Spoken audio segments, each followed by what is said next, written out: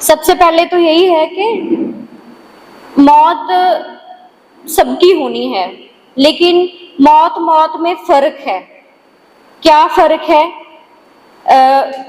माओ जेतुंग ने एक राइटर को कोट करते हुए बोला था, जो मतलब इस बुक पे थैंक यू मिस्टर ग्लाड में शुरू में दिया है। तो ये नॉवल एक तरह से मैं रिलेट करती हूँ प्रोफेसर जे.एन. साई बाबा की लाइफ जिस तरह से रही है, और उसके अंदर जो करेक्टर है वो भी पूरी ताउम्र स्ट्रगल लड़ता है जेल के अंदर रहते हुए, और उसको फांसी की सजा दी जाती है। और मैं एक तरह से मानती हूँ कि प्रोफेसर जे.एन. साई बाबा को शहीद हमें मानना चाहिए, और उन्होंने उनको कत्ल किया है इस व्यवस्था ने। ठीक उसी तरह से जिस तरह से थैंक यू मिस्टर ग्लाड के अंदर एक प्रिजनर को, पॉलिटिकल प्रिजनर को मारा जाता है, फांसी की सजा होती है। तो उसके अंदर लाइनें हैं शुरू में ही, बुक शुरू होने से पहले, कि मरना तो सबको है पर मौत मौत में फर्क होता है। एक पुराने लेखक जुमा श्यान ने बोला था, मौत चाहे सबको आनी है पर ये ताई पहाड़ से भी भारी हो सकती है। जो चाइना के अंदर एक बहुत बड़ा पहाड़ है, वो पर ताई पहाड़, एक मौत जो ताई पहाड़ से भी ज्यादा भारी हो सकती है, और एक मौत जो पंख से भी हल्की हो सकती है। लोगों के लिए मरना ताई पहाड़ से भी भारी मौत मरना है, पर फांसीवादियों के लिए काम करना और उनके लिए मरना, लुटेरों के लिए मरना, पंख से भी हल्की मौत मरना है। तो प्रोफेसर जे.एन. साई बाबा की जो बेवक्त मौत है, कत्ल है, वो हमारे सबके मनों पे, दिलों पे एक बहुत बड़े पहाड़ की तरह है, जो हमें बहुत भारी कर रहा है इसको एक्सेप्ट करना कि वो हमारे साथ अभी नहीं है। तो इसी तरह से मतलब आप जानते हैं कुछ दिन पहले ही टाटा की डेथ हुई, बहुत सारे लोग सल्यूट कर रहे थे, सब कर रहे थे, लेकिन एक तरफ जब साईं बाबा की डेथ हुई तो लोगों की लगातार सभाएं हो रही हैं, गांव के अंदर सभाएं हो रही हैं, लोग याद कर रहे हैं। हालांकि रूलिंग पार्टी के जो नेता हैं वो भी बोल रहे हैं कि ये मर्डर है, ये स्टेट के द्वारा किया गया कत्ल है। और उनमें से बोलने वाले कौन हैं? चिदम्बरम का बेटा। और जब साई के ऊपर यूएपीए लगाया गया, साई को जेल में भेजा गया, केस लगाया गया, और चिदम्बरम जो है, उसके फादर जो है, वो खुद स्टेट थे, होम मिनिस्ट्री के अंदर थे, जिन्होंने उनको जेल भेजा। तो उन्होंने बोला कि ये स्टेट के द्वारा कत्ल किया गया, लेकिन वो ये नहीं मान रहे हैं कि हमने किया। वो सब लोग बोल रहे हैं कि हाँ ये ऐसा नहीं होना चाहिए था, लेकिन कोई अकाउंटेबिलिटी लेने के लिए तैयार नहीं है, ना जुडिशरी अकाउंटेबिलिटी लेने के लिए तैयार है, ना ही स्टेट। कांग्रेस की गवर्नमेंट ने यूएपीए उनके ऊपर लगाया। तो सबसे पहले तो मतलब ये हमारे सामने एक बहुत भारी मतलब एक ताई पहाड़, एक मतलब हिमालयन पहाड़ से भी ज्यादा भारी है लोगों के दिलों पे, लोगों के कंधों पे। हम थोड़ा सा झुक गए हैं, इतने मतलब इतना ज्यादा स्ट्रगल कर रहे हैं इंसान के सामने, जिसने मतलब ताउम्र संघर्ष किया, जेल के अंदर भी संघर्ष किया और कभी हार नहीं मानी। बहुत सारे लोग जेल में गए, लेकिन वो कॉम्प्रोमाइज होके बाहर निकले, और बाहर निकल के जो उनकी बुक्स हैं, फ्रैक्चर्ड फ्रीडम टाइप्स बहुत सारी छपी, लेकिन उनकी बुक छपी why do you fear my way so much, कि आप मेरे रास्ते से इतना डरते क्यों हैं। और वो जेल के अंदर उनकी पोइट्री लिखी, वो इस चीज का सबूत है। उनकी बाहर जितना मतलब बाहर आने के बाद भी जितनी इंटरव्यूज है, वो इस चीज का सबूत है कि उन्होंने कॉम्प्रोमाइज नहीं किया। उन्होंने रेवोल्यूशनरी थॉट को जैसे कि तैसे बनाए रखा, चाहे उनके सो कॉल्ड डेंजरस माइंड को डेड करने की कोशिश की गई, इस तरह से कि उसको अंडर सेल के अंदर रख दिया गया। 90% डिसेबल पर्सन, मैं नहीं मानती हूँ कि वो हमदर्दी के पात्र है। वो एक बहुत ब्रिलियंट माइंड, बहुत अच्छे एकेडमिशियन और बहुत अच्छे पोएट और एक बहुत स्ट्रॉन्ग पॉलिटिकल एक्टिविस्ट रहे हैं, जो हम में से मतलब बहुत सारे लोग नहीं हैं। हम चाहते हैं कि हम उनके से जैसा बने। तो उनको मतलब एक तरह से ये अंडा सेल के अंदर रखा गया ताकि उनके ब्रेन को डेड किया जा सके, जो इस स्टेट के लिए डेंजरस है, जो सुप्रीम कोर्ट के जज भी बोलने के लिए बाध्य हो जाते हैं कि ये जो दिमाग है वो बहुत डेंजरस है, इसको हम बाहर नहीं रख सकते। तो उनकी मदर ने भी यही बोला था कि क्या मेरे बेटे के पास जो 90% डिसेबल है, जो मतलब इंडिपेंडेंटली मूव भी नहीं कर सकता विदाउट व्हील चेयर, तो उसके पास क्या बंदूकें थी, क्या उसके पास बम थे जिसके कारण से उसको जेल में कैद कर दिया गया? तो वो लगातार ये सवाल पूछते रहे। और ये बात सबसे पहले मुझे लगता है करनी चाहिए कि जिसके लिए मतलब इतने लोग बोल रहे हैं, इतने पोइट रो रहे हैं, इतने पत्रकार रो रहे हैं कि ऐसा नहीं होना चाहिए, इतने लेखक लोग, मजदूर, किसान, आदिवासी जनता के अंदर इतना रोष है कि हमारे नेता को मारा गया, तो वो कौन थे प्रोफेसर जीएन साई बाबा, जिनके लिए इतना सब हिल गया हम सब लोग अंदर से कि ये क्या हुआ। अभी हम लोगों को उनसे बहुत कुछ सीखना था, बहुत कुछ बात करनी थी, बहुत सारी चीजें अधूरी रह गई, उनको लिखना था, बहुत सारे प्लान उन्होंने किए थे कि हम लोग अभी ये करना है, ये स्ट्रेटजी बनानी है, पॉलिटिकल प्रिजनर्स के लिए ये करना चाहिए, यूएपीए के ऊपर हमें स्ट्रगल बिल्ड करने की जरूरत है, मतलब जो जेल के अंदर जो पॉलिटिकल प्रिजनर्स की सिचुएशन है उस पर फाइट करने की जरूरत है, डिसेबल पर्संस के राइट्स के ऊपर बात करने की जरूरत है। तो जो अभी भी ऑपरेशन ग्रीन हंट के खिलाफ वो लड़ाई कर रहे थे, और अभी भी जो ऑपरेशन कगार है, ऑपरेशन समाधान प्रहार है, या बहुत सारी जो स्कीम है, सूर्यकुंड स्कीम है, वो चल रही हैं। तो वो जो उनकी लड़ाई है वो बहुत अभी लंबी है,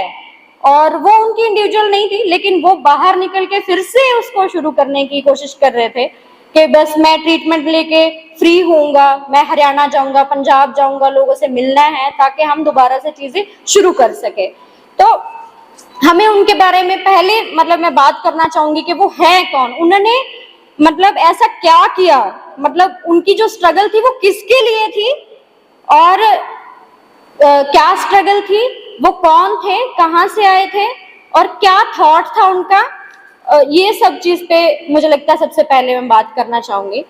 तो वो आंध्र प्रदेश से कमलापुरम एक डिस्ट्रिक्ट है, उसके बहुत छोटे से गांव से, एक गरीब फैमिली से, जिनके पास 3 एकड़ जमीन है, उस फैमिली से आते हैं। और वो भी, हालांकि वो जो 3 एकड़ जमीन है वो भी उनके बचपन में ही कब्जा कर लिया जाता है उसकी जमीन के ऊपर। तो 3 साल के थे, 3 साल तक वो मतलब खुद जैसे नॉर्मल बच्चे हैं उस तरह से चल फिर रहे थे, सब चीज ठीक था, लेकिन 3 साल में उनको पोलियो अटैक्स आ जाता है। तो 3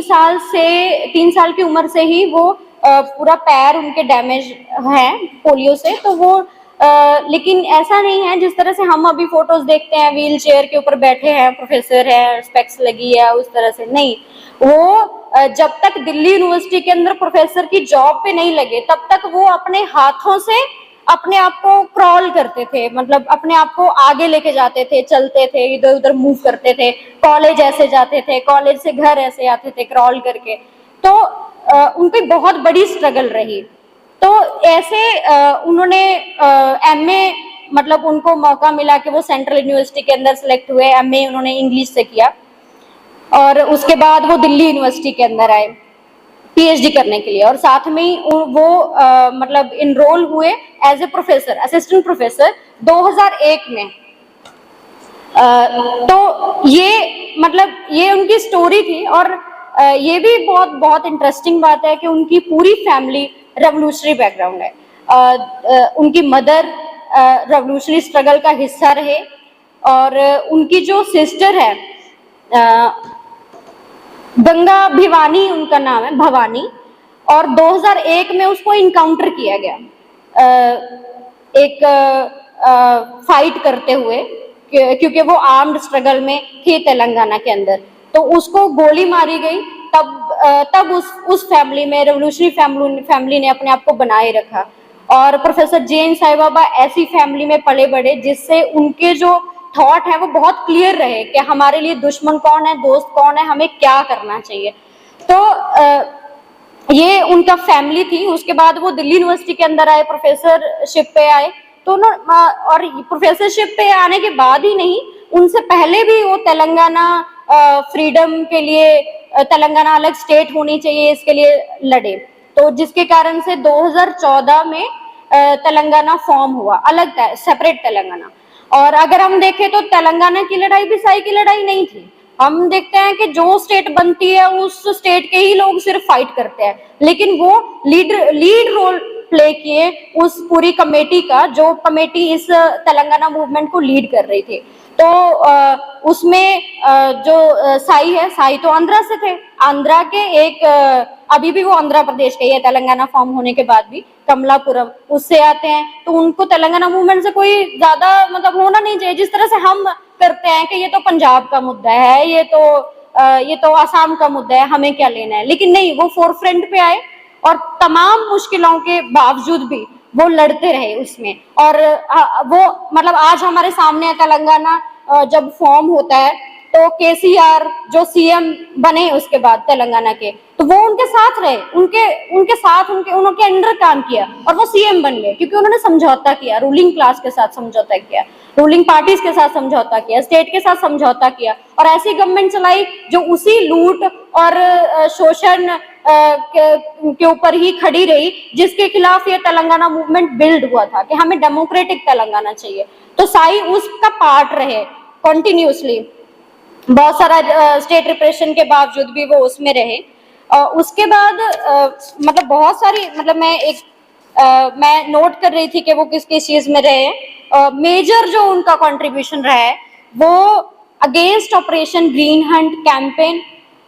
नेशन वाइड और इंटरनेशनल लेवल पे कैंपेन उन्होंने चलाया। ये क्या था ऑपरेशन ग्रीन हंट? जब दिल्ली यूनिवर्सिटी के अंदर एक उनके पास जॉब थी, सिक्योर थे, फैमिली के साथ नॉर्मल रह सकते थे, नॉर्मल लाइफ जी सकते थे, किताबें पढ़ते, वो सिर्फ लिखते और शायद इतना भी जरूरत नहीं थी उनको लिखने की, वो क्लासरूम में जाते, जिस तरह से जॉब लेके बहुत सेल्फिश किस्म के हमारे प्रोफेसर्स टीचर्स हो जाते हैं कि हमें सिर्फ पैसा मिल रहा है, हमें तो सिर्फ ऐश करनी है, बस उतने से मतलब है, हमें जनता से क्या लेना देना है कि किसको गोली लग रही है, किसके रेप हो रहे हैं, आदिवासी लोगों के रेप हो रहे हैं, गांव के गांव जलाए जा रहे हैं। लेकिन उन्होंने ये चुना, उन्होंने देखा, क्योंकि मतलब वो जिस तरह से अपनी पोइट्री के अंदर लिखते हैं ना कि my heart full of love of people, my heart with full of love in मतलब लव ऑफ पीपल। तो ये मतलब उनके दिल के अंदर जो एक दर्द था आम जनता का, आदिवासियों का, आदिवासी महिलाओं का, दलितों का, किसान मजदूर जो स्ट्रगल कर रहे हैं उनका, तो ये ऑपरेशन ग्रीन हंट क्या था जिसके कारण से उनकी पहचान बनी, जिसके कारण से हम भी आज जब उनको याद करते हैं तो forum against war on people के लीडर के तौर पे याद करते हैं कि उन्होंने लीड किया इस मूवमेंट को तमाम थ्रेट्स के बावजूद भी। वो ये था 2005 में बहुत सारे लोगों को पता होगा कि सल्वा जुडम शुरू किया गया, जिसमें हंड्रेड्स जो आदिवासी गांव हैं जला दिए गए, पैरामिलिट्री फोर्सेस लगाया गया। और 2009 में सितंबर के अंदर ही 20 ट्रूप्स जो कंपनीज हैं वो भेजी गई इंडियन गवर्नमेंट के द्वारा कि हमें नक्सलिज्म से फाइट करना है, तो हमें जो गन के साथ फाइट करना है और उनको मतलब गन डाउन करेंगे, हम कत्लेआम करने के लिए पूरा भेजा। तो तब ये ऑपरेशन लॉन्च किया गया सल्वा जुडम, और सल्वा जुडम जब बैन किया गया तो ऑपरेशन ग्रीन हंट शुरू किया गया, सिर्फ नाम बदला गया, क्योंकि उसमें जो लीगल तौर पे फाइट किया गया कि इस तरह से कत्लेआम किया जा रहा है और मतलब हंड्रेड्स जो महिलाएं हैं, आदिवासी महिलाएं हैं, उनके साथ मतलब गैंग रेप हो रहा है और वो पैरामिलिट्री फोर्सेस कर रहे हैं, उनकी ब्रेस्ट को काट दिया जा रहा है ताकि उनको सबक सिखाया जा सके कि आप आदिवासी वुमेन हैं, आप हमारे सामने खड़े होकर बात करने के लायक नहीं हैं, आप हिम्मत नहीं कर सकते। तो उनको इस लेवल पे रिप्रेशन फेस करना पड़ा। एक तरह से मतलब छोटे छोटे बच्चों को गोली मारी गई, उनके घरों के घर जला दिए गए। जब लोग जंगल की तरफ, वहां पे आज भी यही हालत है कि लोग पुलिस को देख के, फोर्स को देख के, पैरामिलिट्री फोर्सेस को देख के तुरंत अपने काम छोड़ के, महिलाएं, बच्चे, बूढ़े, जवान सब लोग जंगल की तरफ भागते हैं। तो जो लोग जंगल की तरफ भागे उनको भी मारा गया। ऐसा नहीं है कि सिर्फ जो गुरिल्लाज हैं, जो गन्स लेके लड़ रहे हैं स्टेट के खिलाफ, उनको मारा गया। बेदोष मतलब जो निर्दोष आदिवासियों को, महिलाओं को, बच्चों को किलिंग्स किया गया, बहुत इम्प्यूनिटी के साथ किलिंग किया गया। और उसके लिए इतनी ज्यादा इन्वेस्टिगेशन हुई, बहुत सारी रिपोर्ट्स आई, उसमें जुडिशियल रिपोर्ट्स के अंदर, जुडिशियल इंक्वायरी के अंदर स्टेट मान रही है कोर्ट के अंदर कि हाँ ये गलत हुआ था, ये 30 लोग निर्दोष थे, ये 12 लोग निर्दोष थे, ये 10 लोग निर्दोष थे, मतलब बहुत सारी रिपोर्ट्स हुई, लेकिन इसका कोई भी मतलब सजा नहीं कभी भी मिली। तो ये जो जब सलवाजुडम का नाम बदल के वही जो ग्रे हाउंड्स थे, जो पैरामिलिट्री फोर्सेस थी, या जो उसको लीड कर रही थी फोर्सेस या कमांडर, मतलब जो भी इनके मिलिट्री के हैं, वही लोगों को ऑपरेशन ग्रीन हंट के नाम पे उन्हीं लोगों को डिप्लॉय कर दिया गया। तो यहाँ पे प्रोफेसर जीएन साई बाबा दिल्ली के अंदर बैठ के उन्होंने ये forum against war on people बनाया कि क्यों भारत की जो सत्ता है वो अपने ही लोगों के ऊपर युद्ध कर रही है, युद्ध थोप रही है, और लोगों को मारा जा रहा है, वो इसी देश के नागरिक हैं, और उनके लिए गवर्नमेंट सिर्फ बंदूक से मारने के अलावा कुछ भी नहीं है, उनके लिए हॉस्पिटल नहीं है, उनके लिए जो है स्कूल नहीं है, उनके लिए राशन की सुविधा नहीं है, उनके लिए बेसिक जो जिसके लिए मतलब बोला जाता है कि डेमोक्रेटिक जो स्टेट्स हैं, डेमोक्रेटिक गवर्नमेंट्स हैं, वो कल्याणकारी राज्य स्थापित करती हैं, वो लोगों द्वारा लोगों के लिए शासन है। तो फिर वो लोग क्या हमारे लोग नहीं है? तो जो इंडियन स्टेट है वो कैसे डेमोक्रेसी है कि मतलब ये जो गवर्नमेंट है अपने लोगों के ऊपर जो युद्ध थोप दिया, उन्होंने ये क्वेश्चन क्रिएट किया, और पूरे देश के अंदर जाके उन्होंने हर स्टेट के अंदर कमेटी बनाई, हरियाणा के अंदर भी कमेटी होगी उसकी ऑपरेशन ग्रीन हंट के खिलाफ, जो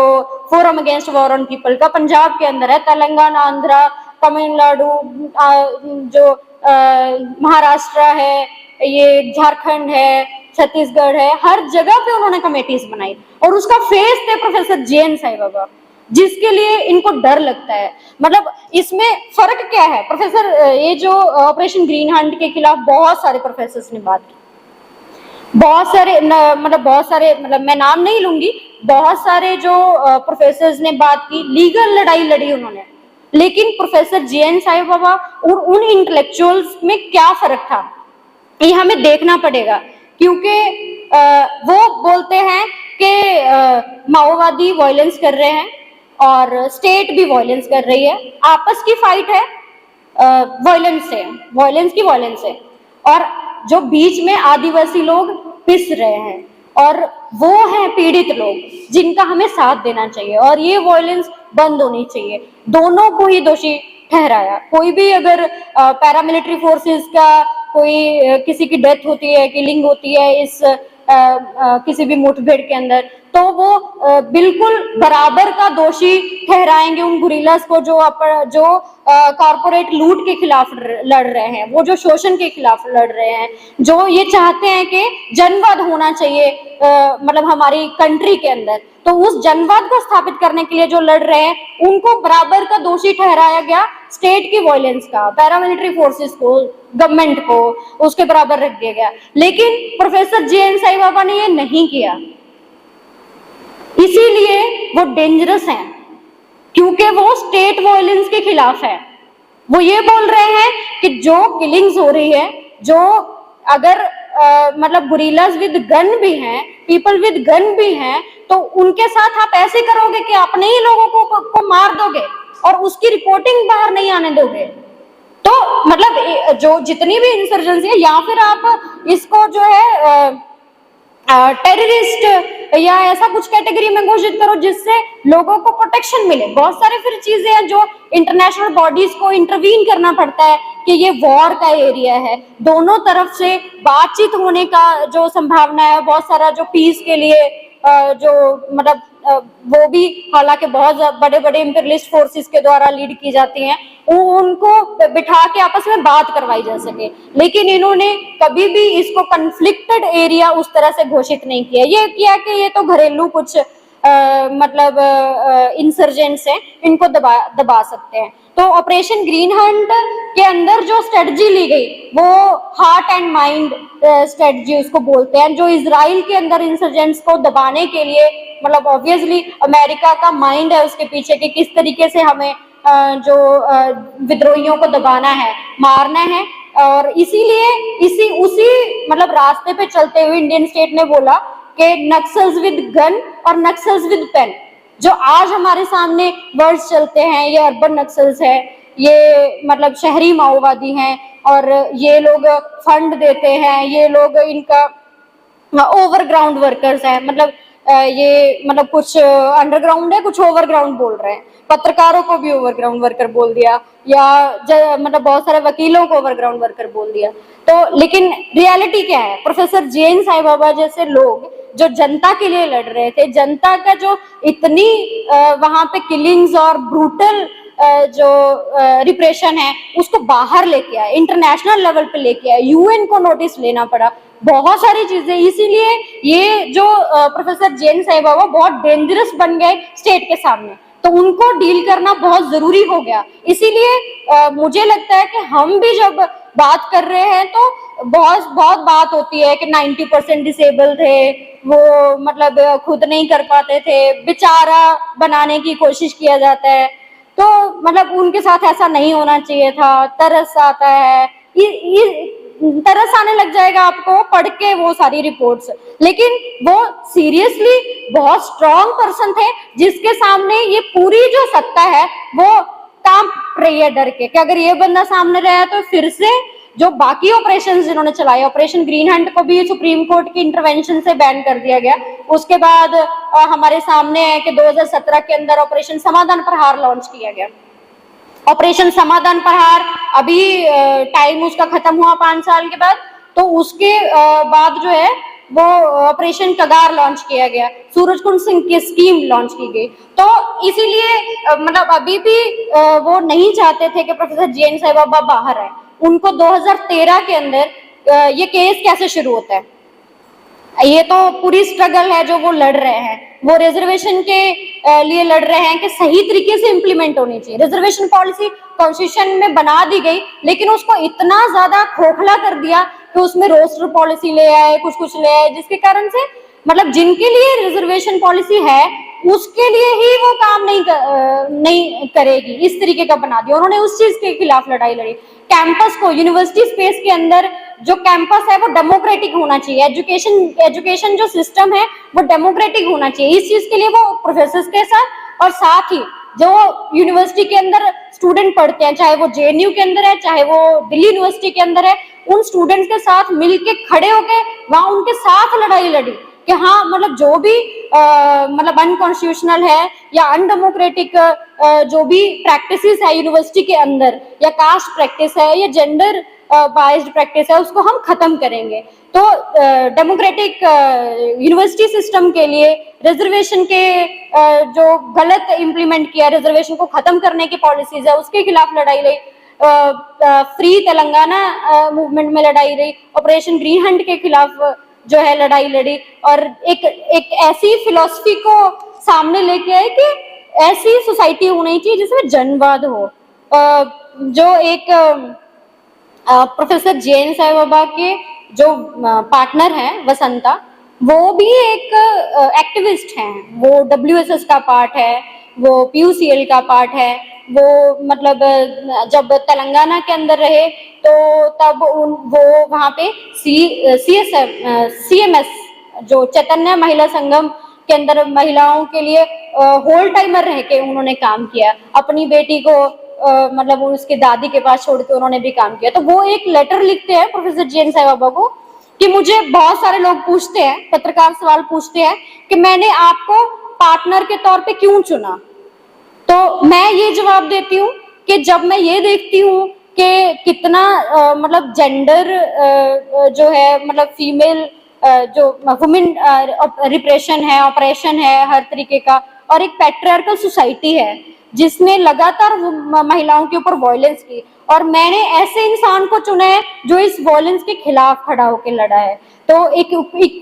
इक्वल सोसाइटी के लिए, एगैलिटेरियन सोसाइटी के लिए हम लोगों ने मिलकर सपना लिया कि हम एगैलिटेरियन सोसाइटी के लिए, जो बराबरी पे आधारित जो समाज के लिए हम लड़ेंगे। इसीलिए मैंने प्रोफेसर जे.एन. साईबाबा को चुना। तो इससे ये भी मतलब हम देख सकते हैं कि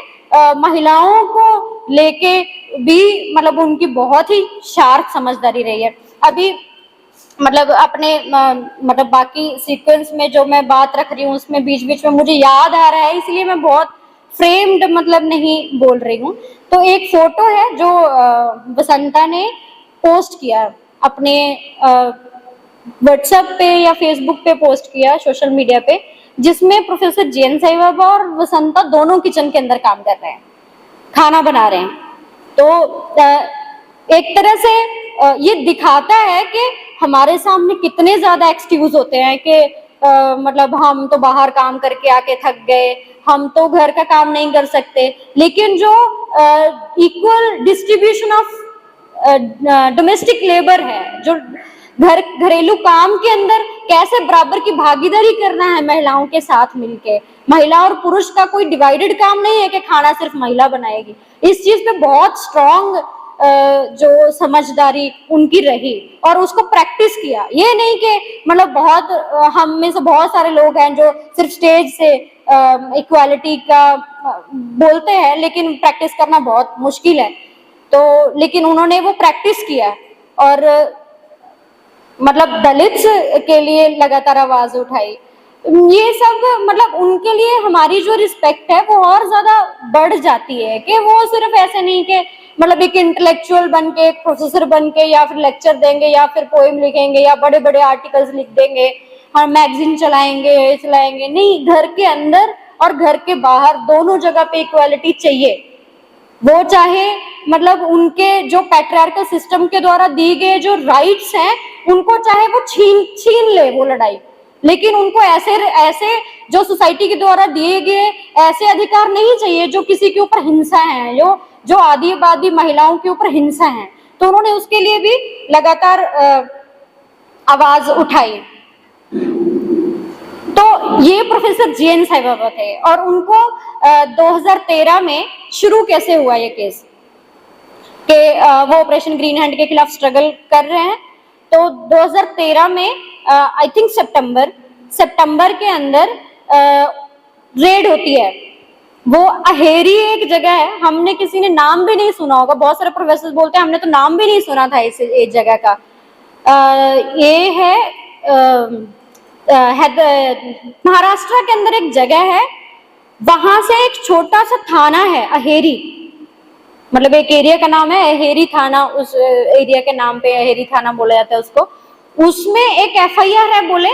और चोरी हुआ है कुछ सामान। जो वहां की पुलिस है वो दिल्ली यूनिवर्सिटी के प्रोफेसर के घर पे चोरी हुआ सामान देखने आई है कि यहाँ पे है क्या।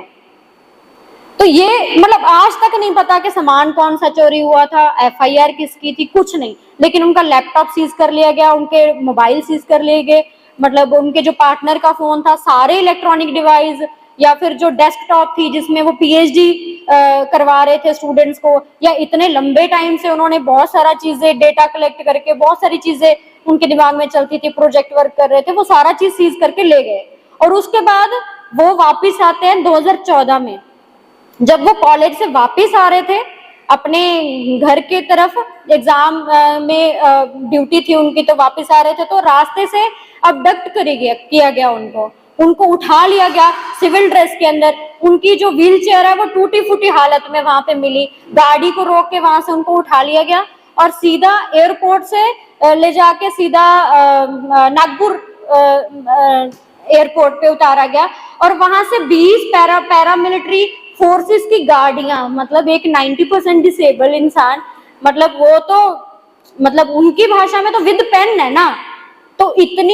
इतनी पैरामिलिट्री फोर्सेस के साथ। और प्रोफेसर साई बाबा ने ये बताया बाद में अपने पार्टनर को कि सब हर दिशा में बंदूकें लहराते हुए कि मतलब ये इस तरह से प्रोजेक्ट किया है कि हमने बहुत बड़े टेररिस्ट को पकड़ लिया गया, बहुत बड़ी सक्सेसफुल जो ऑपरेशन किया गया, और ये कहीं मतलब कोई अटैक ना हो जाए, पता नहीं कितने बड़े टेररिस्ट को उन्होंने अरेस्ट किया, इस तरह से प्रोजेक्ट किया गया, न्यूज़पेपर्स में प्रोजेक्ट किया गया। तो मतलब जो दिल्ली यूनिवर्सिटी के स्टूडेंट हैं, प्रोफेसर हैं, वो मतलब दंग रह गए इस चीज को देख के कि हमारे बीच में से प्रोफेसर को उठा के न्यूज कैसी आ रही है। उसी तरह से जैसे प्रोफेसर SAR गिलानी के लिए न्यूज बनी, उनको बोला गया कि ये पार्लियामेंट अटैक में शामिल रहे, वहां पे जो फायरिंग हुई थी पार्लियामेंट पे, और बाद में बहुत सारे एविडेंस मिलते हैं कि वो पार्लियामेंट अटैक जो खुद गवर्नमेंट ने कराया, क्योंकि बहुत सारी चीजों से ध्यान डाइवर्ट करते हैं। बहुत सारे नाम आए उसमें, अफजल गुरु ने बहुत सारे नाम बोले जिनको जबरदस्ती उससे बहुत सारे काम करवाए गए कि अगर तुम्हें नहीं करोगे तो तुम्हें मार देंगे। उसी तरह से ये भी मतलब इस तरह से प्रोजेक्ट किया गया उसी केस के तरीके से कि ये बहुत बड़ा टेररिस्ट है जिसको हमने अरेस्ट कर लिया, ये तो स्टेट के खिलाफ एक वॉर को लीड कर रहा था, ये बहुत बड़ा लीडर है, माओइस्ट लीडर है, फंड करता था, ये सारा चीज इंटरनेशनल कैंपेन कर रहा है, सारी सारी चीज उनके लिए बोली गई। तो बाद में उनको मतलब जब उनको किडनैप एक तरह से सब लोगों ने बोला उसको किया गया, तो उसको क्योंकि उनको नहीं पता, मतलब ये अवेयरनेस नहीं है या इतनी सेंसिटिविटी नहीं है कि एक डिसेबल पर्सन के साथ कैसे ट्रीट किया जाना चाहिए, तो उनको लेफ्ट हैंड से पकड़ के पूरा घसीट के इधर से उधर लेके जाया गया, चाहे थाने के अंदर है चाहे कोर्ट के अंदर है। तो उनको मतलब क्योंकि या तो फिर उसको उठाना पड़ेगा, और ऐसा नहीं है कि वो किसी पे भी डिपेंड नहीं थे इससे पहले, वो मतलब आप मतलब जब ये बात सामने आ रही है कि वो बहुत एक स्ट्रेंथन्ड अपर बॉडी के साथ थे, बहुत हेल्थ उनकी बहुत अच्छी थी, सिर्फ पोलियो के अलावा उनको कोई भी और बीमारी नहीं थी,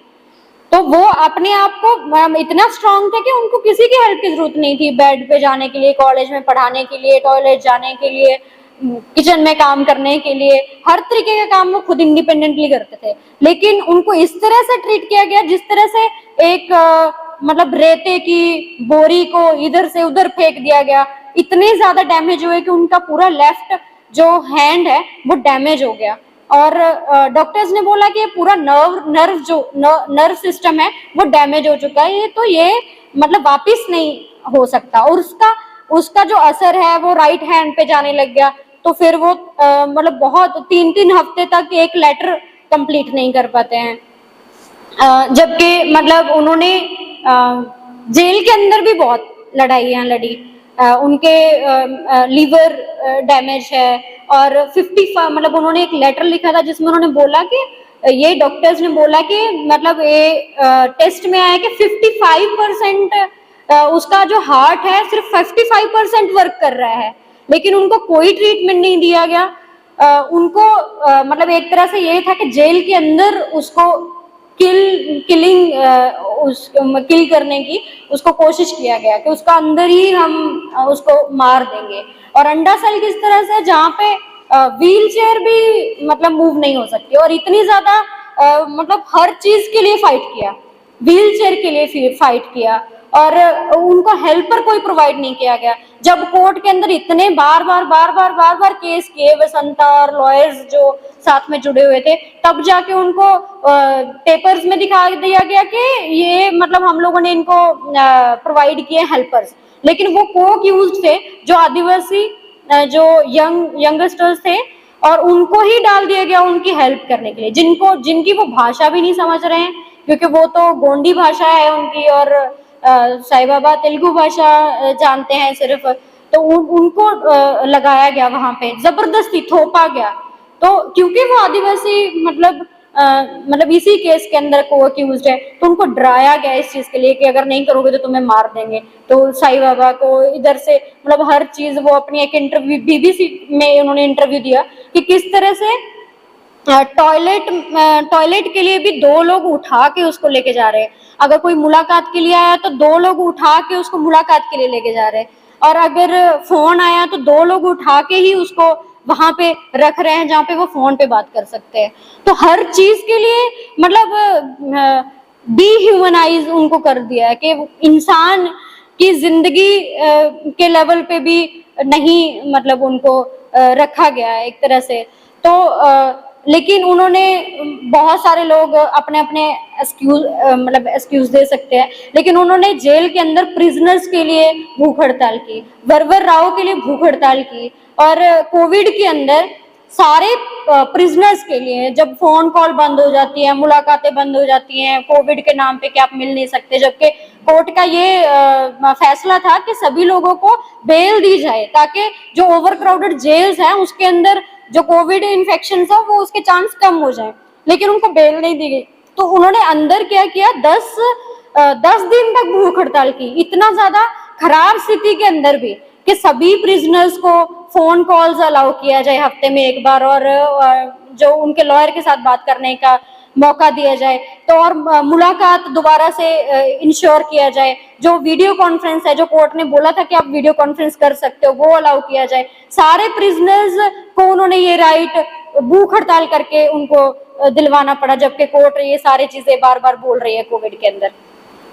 और बहुत सारी और चीजों के लिए, मतलब जो बाहर चीजें चल रही हैं उसकी सॉलिडरिटी में उन्होंने भूख हड़ताल रखी, बहुत सारी डिमांड्स के लिए। तो मतलब जेल के अंदर उन्होंने बहुत सारे आदिवासी लड़कों को पढ़ाया, और उसमें से मतलब ये वसंता के एक इंटरव्यू मतलब से ही पता चला, और उसमें से 10 जो लड़के वो ग्रेजुएट हुए उसके पढ़ाने से। मतलब थोड़ा सा भी टाइम उनको अगर बाहर स्पेंड करने के लिए मिल रहा है तो वो पढ़ा रहे हैं, एजुकेट कर रहे हैं उनको, क्योंकि बहुत स्ट्रांगली अपने इंटरव्यू में भी उन्होंने बोला, बहुत स्ट्रांगली ये फील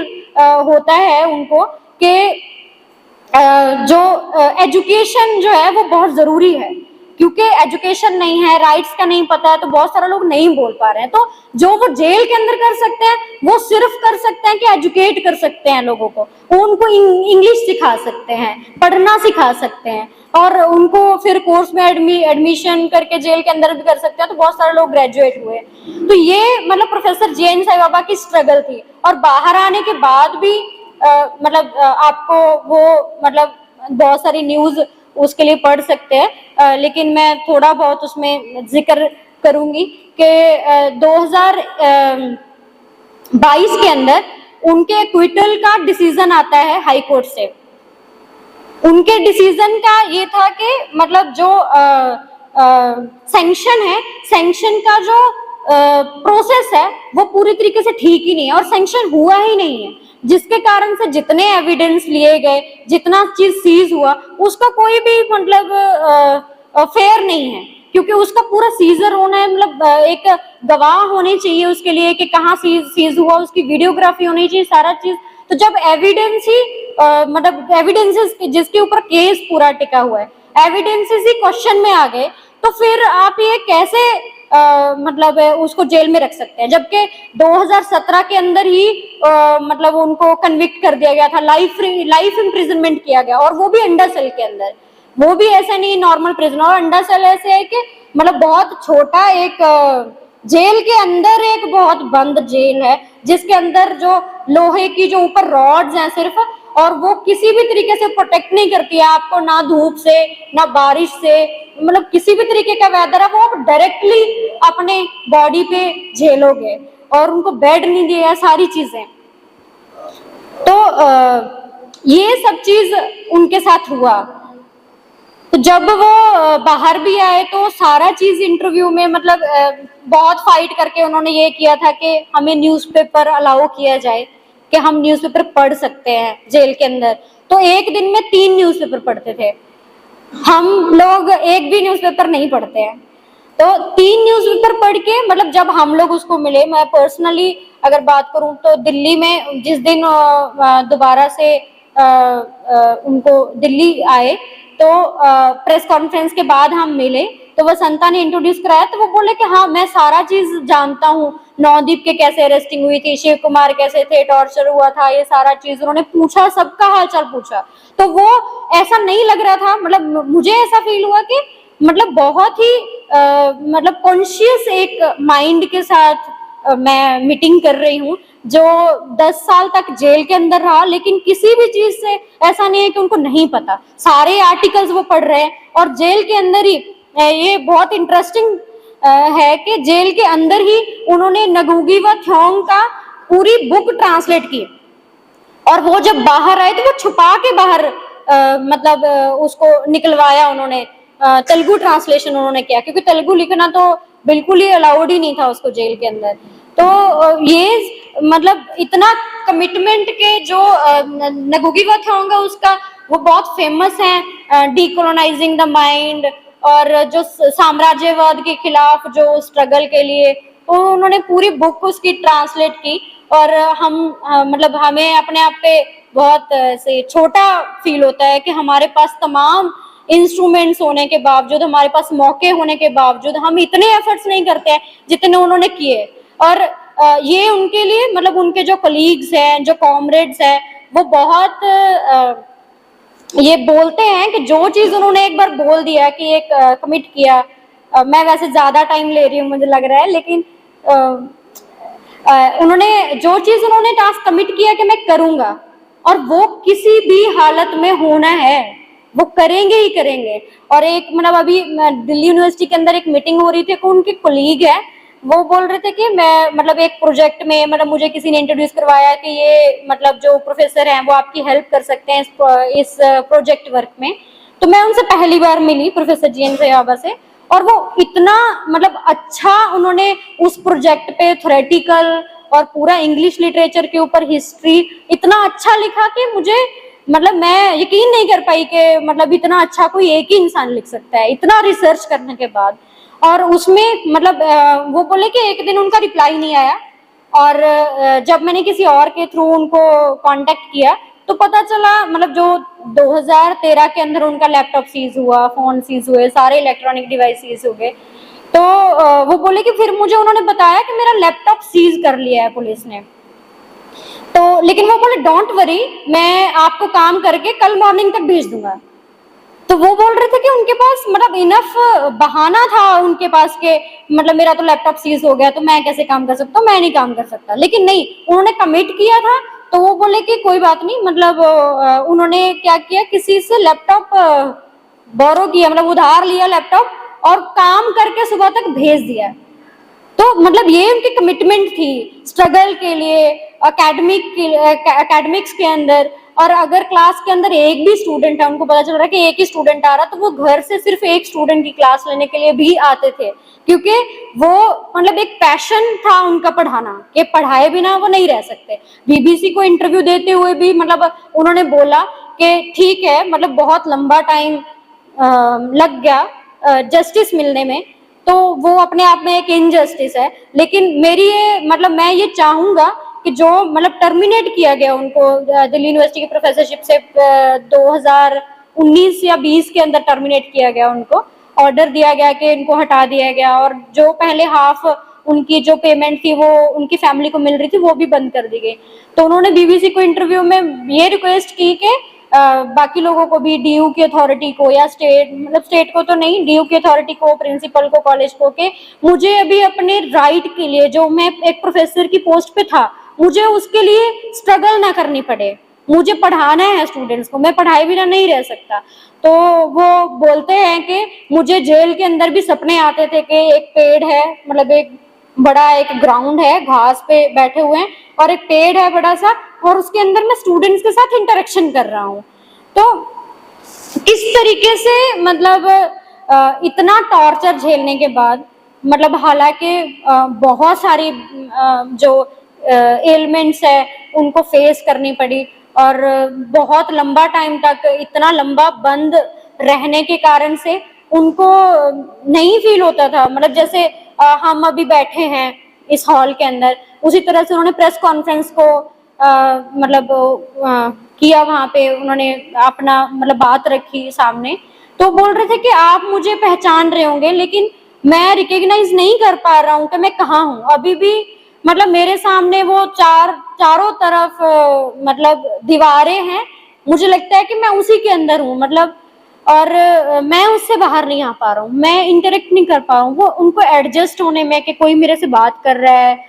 पत्रकार है, उनको समझने में कि मतलब मैं इस सिचुएशन में हूँ, उससे अब उसमें अपने आप को इनकॉर्पोरेट करने में बहुत प्रॉब्लम हुई। लेकिन उन्होंने बहुत तेजी से फिर से टेक्नोलॉजी सीखी, फोन चलाना, सारा चीज मतलब हम लोगों ने देखा वो सब चीज रिकवर करते हुए उनको कि दोबारा नॉर्मल लाइफ में आना है। लेकिन एक तरफ वो एक स्ट्रगल का सिंबल है जो वो कंटिन्यूअस टिल डेथ अपने उन्होंने फाइट लड़ी, लेकिन एक तरफ वो स्टेट है जिससे ये झेला नहीं गया, और उन्होंने मतलब इसमें जो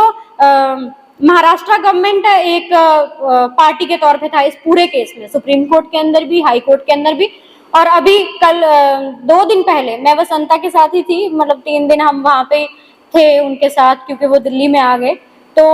न्यूज आई कि जो सेंट्रल गवर्नमेंट और एनआईए उन्होंने एप्लीकेशन दिया उनके एक्विटल के खिलाफ कि हमें पार्टी बनाया जाए, और वो सुप्रीम कोर्ट के अंदर उन्होंने चैलेंज किया हुआ है उनके एक्विटल को कि क्यों उनको एक्विट किया गया। हम इसका मतलब वो वही सुप्रीम कोर्ट के अंदर वो स्टेट इस तरह से सोच रही है कि हम वो ऑर्डर को वापस करवाए। तो उसके अंदर हालांकि प्रोफेसर जे.एन. साई बाबा हमारे बीच में नहीं रहे, लेकिन वो पूरी इस तरह से तैयारी में स्टेट है कि उसको दोबारा वापस भेजा जाए जेल के अंदर। इस इस पूरे मतलब केस के अंदर 6 लोग थे इस केस के अंदर, जिसमें से प्रोफेसर साईं बाबा एक हैं और बाकी 5 उसमें से पांडु नरोटे हैं जिनको जेल के अंदर मार दिया गया। वो मतलब एक मतलब साई इसके लिए बहुत इमोशनल हो जाते थे बात करते हुए कि मेरे सामने मतलब ऐसे हुआ है कि पूरा वो तड़प रहा है और उसको ट्रीटमेंट नहीं मिला, उसको मतलब हॉस्पिटल नहीं लेके जाया गया, और वो हॉस्पिटल के अंदर ही दम तोड़ देते हैं। और वो इतनी बेसिक चीजों के लिए कि जिसका ट्रीटमेंट मतलब बहुत ही आसान है। हम अगर गांव के डॉक्टर के पास भी अगर उसको लेके जाएंगे तो वो मतलब रिकवर होने लायक थे, लेकिन उसका कत्ल किया गया। और उसके अलावा जो 4 लोग हैं, हेम मिश्रा जो जेएनयू के स्टूडेंट रहे, पॉलिटिकल एक्टिविस्ट रहे, वो भी जो forum against war on people में बहुत साथ रहे प्रोफेसर जे.एन. साई बाबा के, विजय तिर्की, प्रशांत राही, महेश राउत, पांडु नरोटे तो मतलब जेल में ही उनकी डेथ हो गई, और विजय तिर्की, ये 6 लोग कन्विक्टेड थे। लेकिन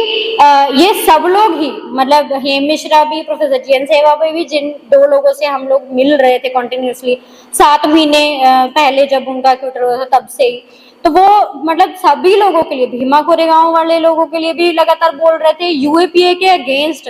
मतलब बहुत सारे लोगों ने लिखा, मतलब हालांकि डेथ पे लिखा कि ये एक वेकअप कॉल है कि यूएपीए के खिलाफ हमें स्ट्रगल बिल्ड करनी चाहिए, ताकि यूएपीए जैसा जो कानून है, काला कानून है, वो एग्जिस्टेंस में नहीं रहना चाहिए। तो इस चीज पे हमें स्ट्रगल करनी चाहिए, बहुत सारे लोग बोल रहे हैं। लेकिन हमारे सामने है कि प्रोफेसर जे.एन. साई बाबा का जिस चीज के लिए लड़ाई थी, ना तो वो कारण खत्म हुए हैं, ना वो रिप्रेशन खत्म हुआ है जिसके खिलाफ प्रोफेसर जे.एन. साई बाबा लड़ रहे थे, और ना पॉलिटिकल प्रिजनर्स का सवाल खत्म हुआ है, ना यूएपीए खत्म हुआ है, और रिजर्वेशन का सवाल खत्म नहीं हुआ। इक्वालिटी सोसाइटी के अंदर नहीं है, इनइक्वालिटी लगातार